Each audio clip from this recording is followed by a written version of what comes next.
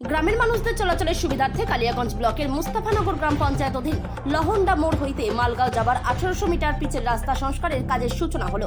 রবিবার দুপুরে রাস্তার কাজের সূচনা অনুষ্ঠান উপস্থিত ছিলেন পঞ্চায়েত সমিতির সভাপতি হিরণময় সরকার, জেলা পরিষদের 2 কর্মাধ্যক্ষ নিতাই বৈশ্য, লতা দেব শর্মা এবং পঞ্চায়েত সমিতির জনস্বাস্থ্য কারিগরি কর্মাধ্যক্ষ মোহাম্মদ রফিক, পঞ্চায়েত প্রধান গোলাম মোস্তাক সহ অন্যান্যরা।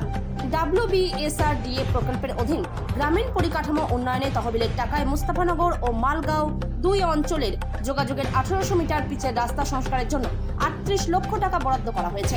রাস্তার কাজের শুরু হওয়ায় খুশি গ্রামীণ এলাকার মানুষেরা। কালিয়াগঞ্জ থেকে অনুপ জয়সওয়ালের রিপোর্ট, বিগ নিউজ বাংলা। আজকে লহন্ডা থেকে মালগা যাওয়ার একটা রাস্তা, আমাদের 1 কিলোমিটার 800 মিটার রাস্তা আছে এখানে। এটা মোস্তাফানগর অঞ্চল এবং মালগা অঞ্চলের দুইটারই সংযোগস্থল।